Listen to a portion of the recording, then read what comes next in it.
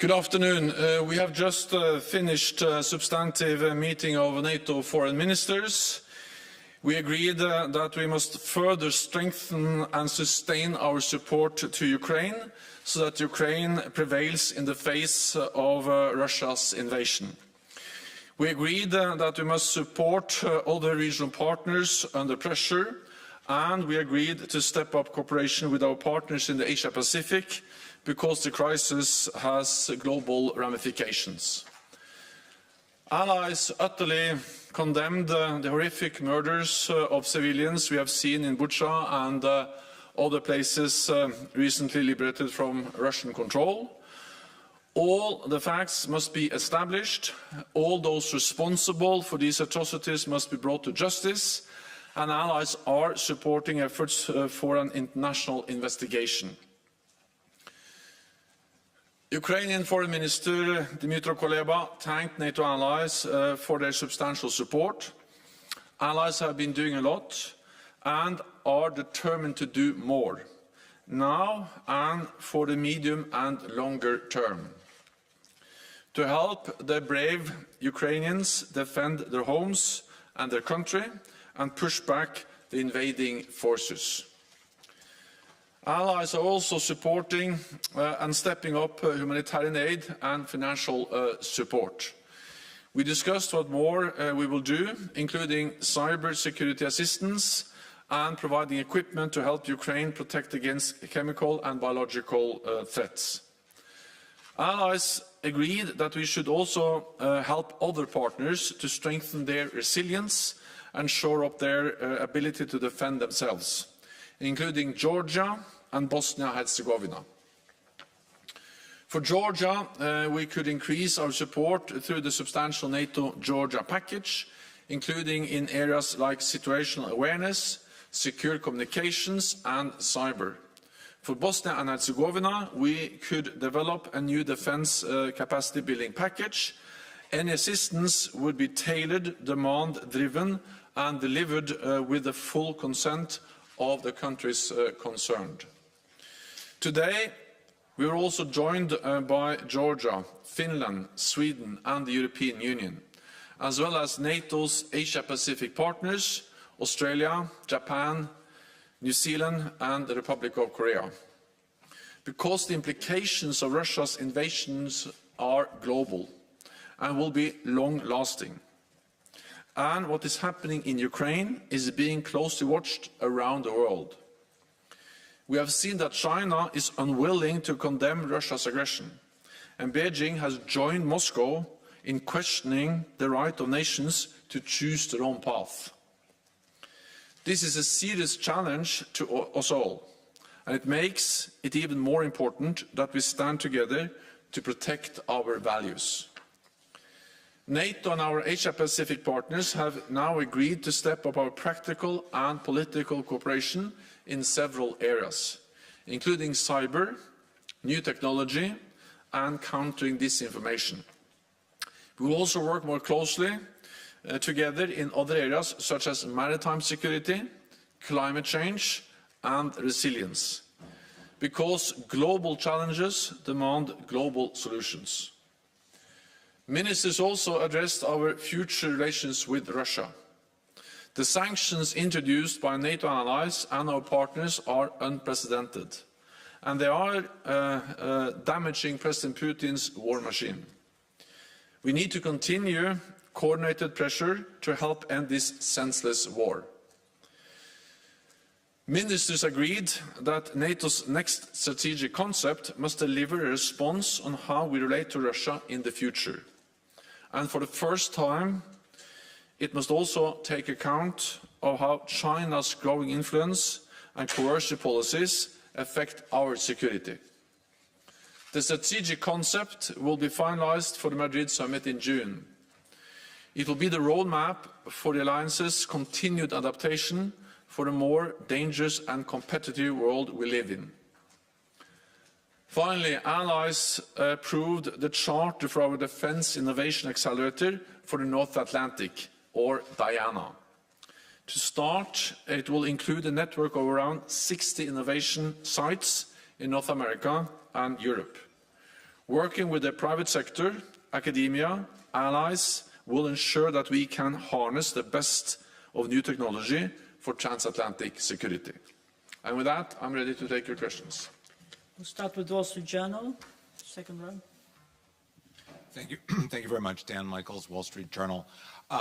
Minister Kuleba said this morning and this afternoon that his agenda here was weapons, weapons, weapons, and this afternoon said Ukraine needs them faster. He's concerned about the speed of the delivery of the weapons.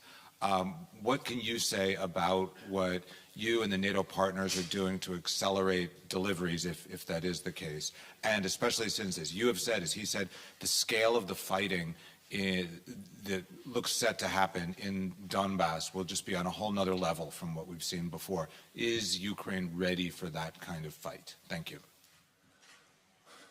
Let me just start by reminding everyone on that NATO allies and NATO have supported Ukraine for many years.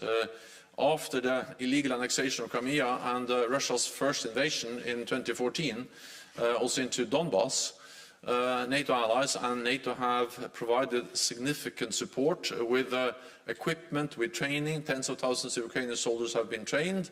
And then when we saw the intelligence indicating a highly likely invasion, allies stepped up last autumn and this winter. Then after the invasion, allies have stepped up with additional military support, with more military equipment. And it was a clear message from the meeting today that allies should do more and are ready to do more to provide more equipment, and they realize and recognize the urgency. So this is actually one of the reasons why it was important to have Minister Kuleba at the meeting, and we are closely coordinating, working with, also discussing these issues with Ukraine, and of course the different meetings we have helps us also to be informed about the needs. So allies are providing and are ready to do more when it comes to military support. Al Jazeera. I'm Step Fazer from Al Jazeera English. You speak about more weapons, right? Does it mean in quantity, or are you talking about a different kind of weapon, more, as we call it, and a more offensive weapon? And how do you think Russia is going to respond to that? That's my first question. And secondly, I would like to ask your comments on this video that has emerged where Ukrainian forces appear to be killing Russian soldiers that have been captured already. Thank you very much. I fully understand that you are asking specific questions about specific types of weapons. At the same time, I think it's important to understand that allies believe it is better often to not be specific exactly about what kind of systems. But rest assured, allies are providing a wide range of different weapon systems, both Soviet-era systems, but also modern equipment. And I think that this distinction between offensive and defensive is a bit strange, because we speak about providing weapons to a country which is defending itself. And self-defense is a right which is enshrined in the UN Charter. So everything Ukraine does with the support from NATO allies is defensive, because they are defending themselves. And of course they need different types of weapons, and allies are providing them with different types of weapons, and we see the impact of these weapons on the battleground every day, because the Ukrainians have been able to inflict severe losses on the invading Russian forces. Then I would say that every report on potential violations of international law should be thoroughly looked into, and of course any violation of international law and any war crime is always unacceptable. But I cannot comment on that specific video because I don't know anything about that specific incident. We'll go to Deutsche Welle, Ukraine, in the third row. Yes, thank you very much, Yuri Shiko, Deutsche Welle. One more question about weapons. I'm not asking what, when, and how. Of course not. I'm not asking about those specifics. But can you say the line within NATO? Are there any exclusions of the types of weapons that NATO allies are ready to provide? As we heard a couple of weeks ago during the NATO summit, like Macron was saying that tanks and jets are out of the question. Or can you say that now there are no exclusions of the types of systems that can be provided to Ukraine? Thank you very much. So again, if I start to be specific in my answers to that type of questions, I actually have said a lot about what kind of systems we are delivering or NATO allies are delivering. So again, the important thing is that NATO allies are providing significant military support to Ukraine, but also humanitarian support, financial support, and lethal and non-lethal support. We have done that for many years, and allies have now stepped up. Then what is important to also underline is that NATO allies provide support to Ukraine. At the same time, NATO's main responsibility is to protect and defend all allies, and to prevent this conflict from escalating to a full-fledged war between NATO and Russia. And that's the reason why we also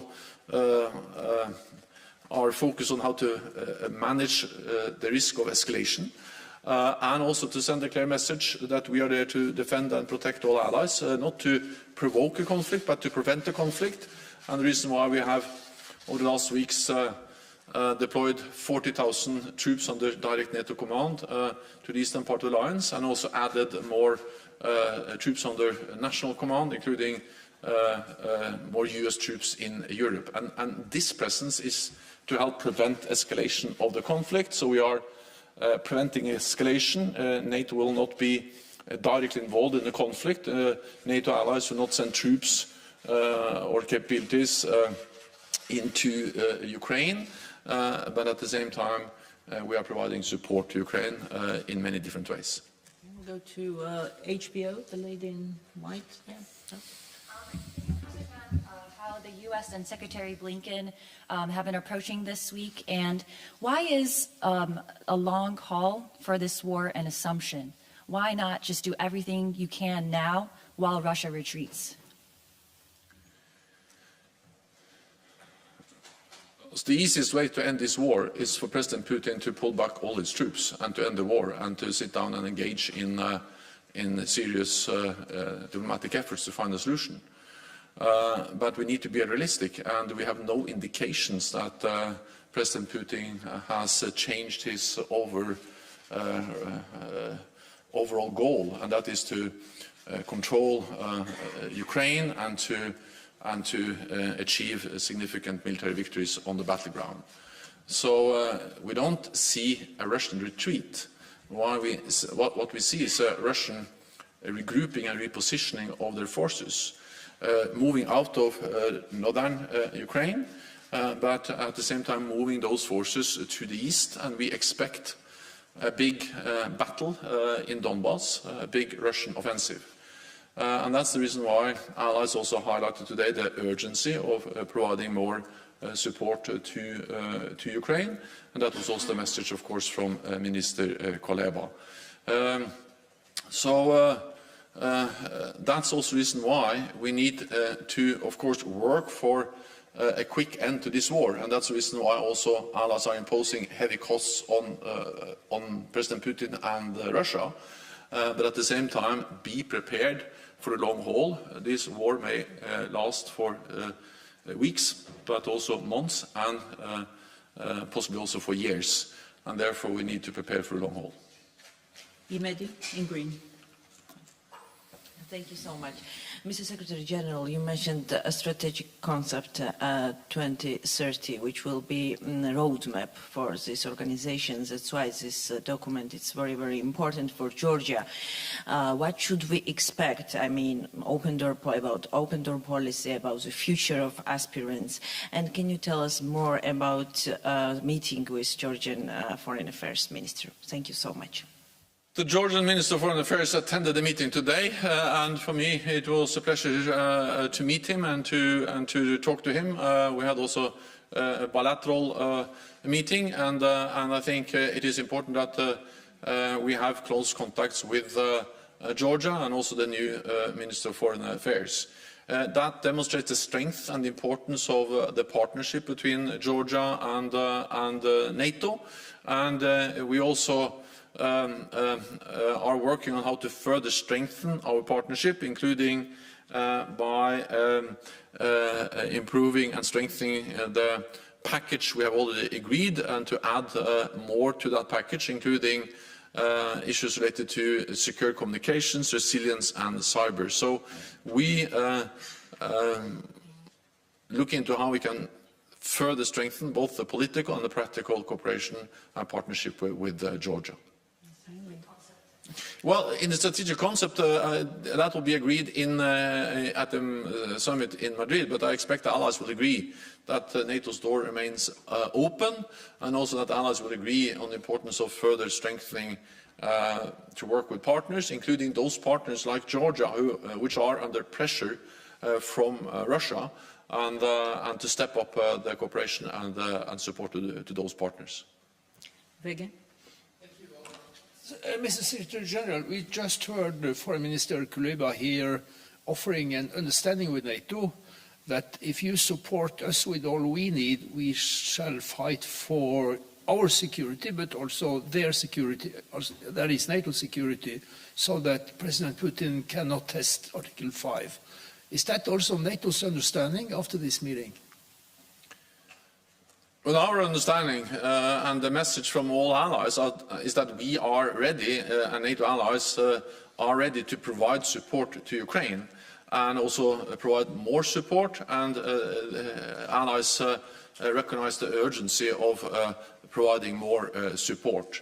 And that was the main message from allies today. At the same time, of course, NATO has a core responsibility to ensure collective defense, to ensure credible deterrence, and we have done that for more than 70 years. But after the Russian invasion of Ukraine in 2014, we have significantly stepped up our presence in the eastern part of the alliance. We tripled the size of the NATO response force. For the first time in our history, we deployed combat-ready troops to the eastern part of the alliance, and we have increased defense spending across the alliance. And then, after the second invasion, after what we saw on the 24th of February, 6 weeks ago from today, we have further stepped up with thousands of more troops, backed by substantial naval and air capabilities. So we are ensuring credible deterrence, and at the same time supporting Ukraine, because Ukraine, of course, the bravery, the courage, the commitment, both of the Ukrainian armed forces, but also the Ukrainian people and the Ukrainian political leadership, have inspired us all, and it is extremely important that we continue to support them. Okay, Rai? Thank you. Marilu Lucrezio Rai. Secretary General, what is the risk for NATO if the war will be very long? Thank you. If the war is going to drag on and be long, then the risk is first and foremost for the people of Ukraine, who will suffer more, who will see more damage, more death and more destruction. So this is first and foremost a tragedy for them, and the responsibility for President Putin to end this war, to withdraw its troops and engage in serious political efforts to find a political settlement. But of course, as long as the war continues, there will be a risk for escalation beyond Ukraine. And that's exactly what NATO is focused on, is to prevent that escalation. And we are focused on prevention, or to prevent escalation, partly by making sure that allies deliver the same message and stay united, but also by increasing the presence in the eastern part of the alliance in particular. We have done a lot already, but at the summit we had recently here in Brussels with all the NATO heads of state and government, the heads of state and government agreed to ask our military commanders to provide options for more longer-term changes in our military posture to address the long-term effects of this war.